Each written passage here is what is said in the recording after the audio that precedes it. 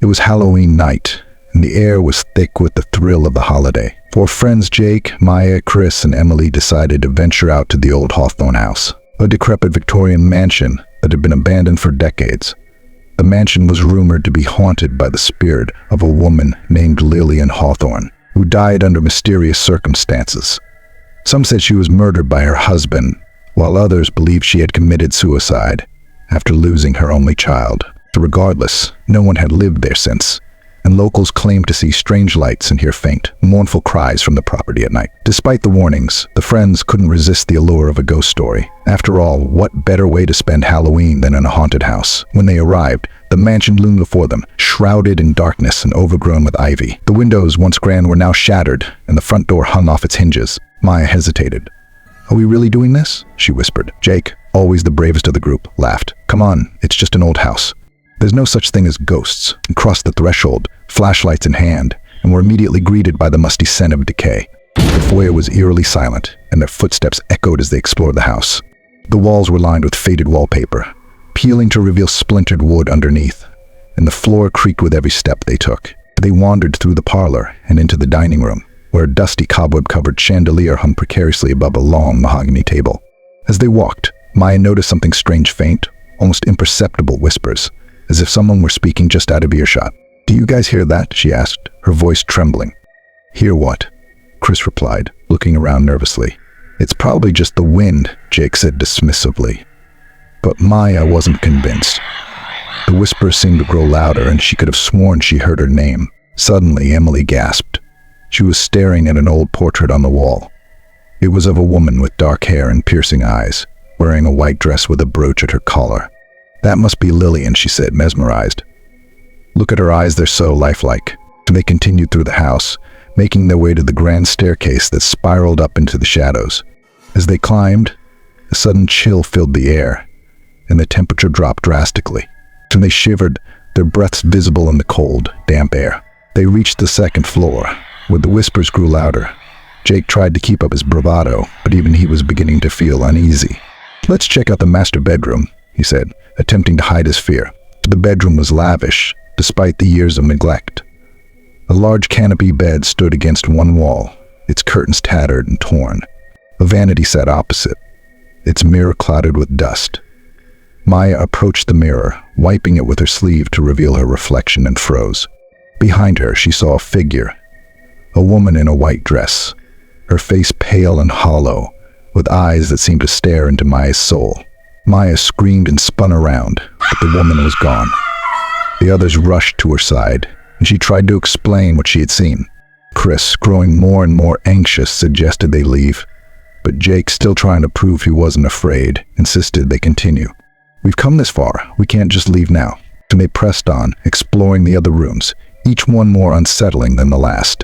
To one they found a nursery, with a small dusty cradle in the corner. A faint melody played from a wind-up music box, even though no one had touched it. Emily stepped closer, and the lullaby stopped abruptly, replaced by a child's faint laughter that echoed through the room. They decided to head back downstairs, but as they reached the staircase, they noticed something chilling. The door they had entered through was gone. In its place was a solid wall. What happened to the door?" Chris stammered, panic setting in. Jake tried to calm everyone down. "It's just an illusion. Maybe there's another way out. Let's go back through the dining room." They retraced their steps, but every room seemed different now, twisted and distorted, as if the house itself were shifting around them. Hallways that should have led to the foyer now looped back upon themselves, and doors that were once open were now locked. Desperation clawed at their throats as they realized they were trapped. Then they heard a loud, angry wailing that filled the house, growing louder and louder. It was a woman's voice, filled with pain and rage. "Get out, get out, get out." The walls began to shake, and the chandelier in the dining room swung violently, crashing to the floor. Panicked, the friends ran in different directions, each trying to find a way out. Maya found herself back in the bedroom, where the woman's portrait seemed to be watching her. She heard a voice, cold and full of malice, whispering in her ear. "You shouldn't have come here," she screamed, running back into the hallway, where she collided with Jake and Chris. "Where's Emily?" she cried. They searched frantically, calling her name, but there was no answer. Suddenly, they heard her voice, faint and desperate, coming from the nursery. They rushed in and found Emily standing by the cradle, her face blank and expressionless. She was holding the music box, which now played a slow, distorted tune. She turned to look at them, her eyes empty and her mouth twisted in a chilling smile. "Emily, we need to go," Chris said, grabbing her arm. But she didn't move. She simply stared at them, as if she didn't recognize them. Finally, Jake managed to snap her out of it, and they ran, their hearts pounding as the house seemed to close in around them. They reached the front hall, and suddenly the door was there again, wide open. They didn't hesitate. They bolted through it, not stopping until they were outside, gasping for breath. When they turned back, the house was dark and silent, as if nothing had happened, but they knew better. They had felt its anger, its pain, and they had barely escaped. As they made their way back to town, they realized something horrifying. Emily was still clutching the music box, her fingers frozen around it, unable to let go. And every Halloween since, she claims to hear the faint sound of that twisted lullaby, calling her back to the house that had almost claimed her forever. My parents disappear every October 31st. I don't mean they'd leave for a party or a night out. No, they'd vanish gone without a trace by sunset, leaving me alone in the house. I'd search for them, call their names, but they were always gone, like they'd never existed. It wasn't something we ever talked about. The next morning they'd be back, acting as if nothing had happened, like it was just another night. But it wasn't. I knew that. I learned that the hard way. It all started when I was 6 years old. I remember that first Halloween like it was yesterday. I was dressed as a witch, excited to go trick-or-treating. But just as the sun dipped below the horizon, I noticed the house felt different, cold, quiet, too quiet. I ran through the halls, calling for my mom and dad, but no one answered. Panic set in. I thought maybe they were hiding, playing a prank, but after what felt like hours of searching, I realized they were gone. The front door was locked, the windows were shut, and I was completely alone. That's when I found the first note. It was on the kitchen table, written in my mom's familiar handwriting. It simply said, "Rule 1, stay in your room. Do not come out until sunrise. Whatever you hear, ignore it." I didn't understand then. I was scared, confused, and alone. I didn't want to stay in my room. I wanted to find my parents. But something about the note made me follow the instructions. I took a flashlight and a pillow, locked myself in my room, and crawled under the covers. I thought maybe it was some kind of weird game. I wasn't sure. That night I didn't sleep much. The house creaked and groaned, more than usual. I heard strange noises, soft scratching at my door, footsteps in the hallway, whispers that I couldn't quite make out. I told myself it was the wind or my imagination, but deep down, I knew it wasn't. Something was in the house with me. The next morning, when I opened my door, my parents were back. They were sitting at the kitchen table, sipping coffee like nothing had happened.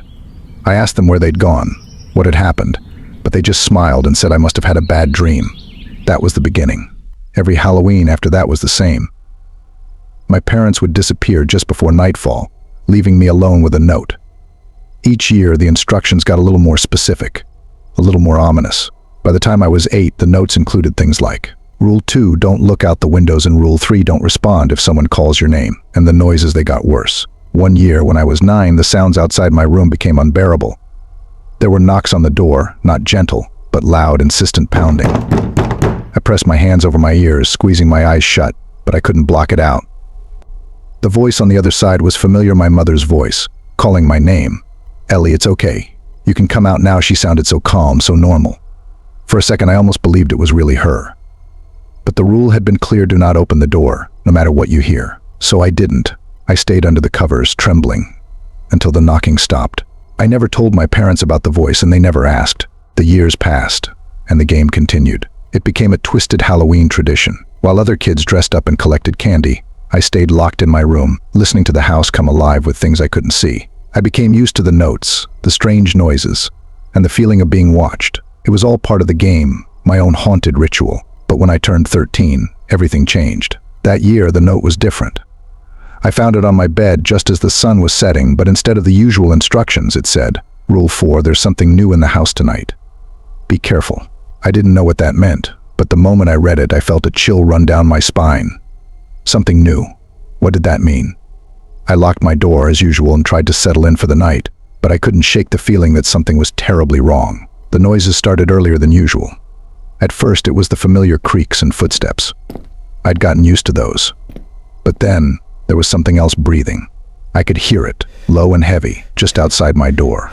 It wasn't human. It was too slow, too deep. I pressed myself against the headboard, clutching my flashlight like a weapon, even though I knew it wouldn't help. The breathing moved away after a while, but then came the scratching. It wasn't at my door this time, it was coming from inside my room. I whipped the flashlight around, scanning the walls, the ceiling, but there was nothing. The scratching grew louder, closer, until it felt like it was coming from beneath my bed. My heart pounded in my chest, my throat dry with fear. I didn't dare look under the bed. I was too scared of what I might find. The scratching stopped abruptly, replaced by a soft, childlike giggle. The sound of it froze the blood in my veins. It wasn't me. It wasn't my parents. Something was in the room with me. I backed up against the wall, holding the flashlight out in front of me like it could protect me from whatever was there. The giggling continued, soft and mocking. I whispered to myself, "It's not real. It's just a game." But I didn't believe it anymore. Suddenly there was a loud bang on the door. The whole room seemed to shake with the force of it. I dropped the flashlight, plunging myself into darkness. The breathing was back, but this time it was right outside my door. Bang. Another hit. The lock rattled. Whatever was out there was trying to get in. I scrambled to pick up the flashlight, but my hands were shaking so badly I could barely hold it. The banging grew more violent, each hit sounding like the door was about to give in. And then, just as suddenly as it started, it stopped. Silence. Pure, deafening silence. I held my breath, waiting, listening for any sign of movement. Then, the voice returned, soft and sweet, like honey. It was my mother's voice again, but this time I knew it wasn't her. I didn't answer. I didn't move. I just sat there, frozen in fear, praying for the night to end. The voice called out again, more insistent this time. "Ellie, don't be scared. It's just a game." My hands were trembling, and I could barely hold onto the flashlight. The voice kept calling, but I stayed silent. I knew the rules. I knew I couldn't open the door. But then something strange happened. The door, it began to unlock. I heard the soft click of the lock turning, and the handle slowly twisted. "No," I whispered, pressing myself further against the wall, willing the door to stay shut. But it was too late. The door creaked open, just a crack, but enough for me to see a shadow in the hallway. Something tall and thin, its limbs too long, its fingers clawed. It wasn't my mother. The creature stood in the doorway, unmoving, watching me. I could feel its eyes on me. Even though I couldn't see its face, my heart was pounding in my chest, and I felt like I might pass out. And then just as it stepped forward, the first rays of sunlight crept through the window. The creature recoiled, hissing like an animal, and within seconds it was gone. The door slammed shut, and the house was quiet again. I didn't leave my room until the sun was fully up when I finally opened the door.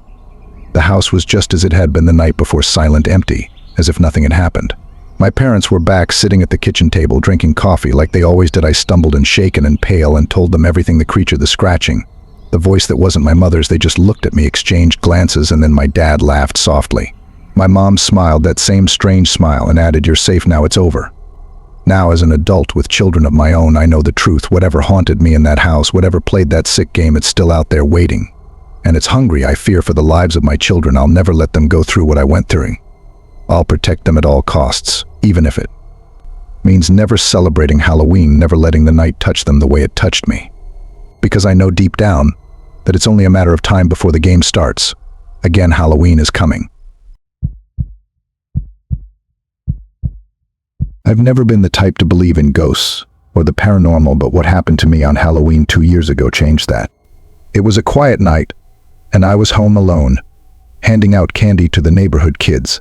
My parents had gone out to a party, and my younger siblings were trick-or-treating with friends. We live in an old house, built in the early 1900s, and, while I've always found it a little creepy, nothing too strange had ever happened before this night. Around 9 p.m., the doorbell stopped ringing, and the streets grew quiet. Most of the kids had gone home by then, so I turned off the porch light and started watching a horror movie to get in the Halloween spirit. That's when things got weird. I was about halfway through the movie when I heard a soft knock on the front door. I figured it was some late trick-or-treaters, so I grabbed the candy bowl and went to the door. But when I opened it, no one was there. Thinking maybe it was just some kids playing a prank, I shrugged it off and went back to the couch. About 10 minutes later, I heard the knock again, this time louder and more insistent. I checked the front door again, but again no one was there. I was starting to get a little creeped out, but I tried to rationalize it. Maybe they were hiding, trying to scare me. I went back to the living room, and that's when I noticed something odd. Out of the corner of my eye, I saw movement in the reflection of the TV screen. I glanced toward the window, and there, standing just outside the front window, was a woman. She was pale, almost translucent, and was wearing what looked like an old-fashioned dress. Her face was expressionless, and she was just staring at me. My heart dropped. I whipped my head around to look at the window directly. But she wasn't there. I quickly ran to the front door. Looked outside, nothing, no one was around. I closed the door and locked it, my mind racing. I didn't believe in ghosts, but what else could it be? I sat back down trying to calm myself. Maybe I was just tired, or maybe it was a trick of the light. But then the knocking started again, this time coming from the window. I froze slowly. I turned to look, and there she was again, standing just outside the window, her face inches from the glass. She didn't move, didn't speak, just stared. I panicked. I ran upstairs to my room, locked the door, and called my parents, freaking out and telling them what had happened. They didn't believe me. Of course, they thought I was just spooked from being home alone on Halloween, but I swear I know what I saw. I stayed in my room for the rest of the night, terrified to come out. I kept hearing faint knocks every now and then, but I refused to look when my parents got home around midnight. I finally came downstairs and everything was quiet. There was no sign of the woman, no footprints outside, nothing to indicate that anyone had been there. I haven't seen her since that night, but I'll never forget the look on her face. It was like she was waiting for something or someone. And every Halloween I still get a little nervous as the night gets late, wondering if she'll come back to knock again. This story, posted by a Reddit user, gives an eerie glimpse into a ghostly Halloween encounter that left the storyteller shaken and questioning what they experienced. It's one of those tales that sticks with you, especially on the spookiest night of the year.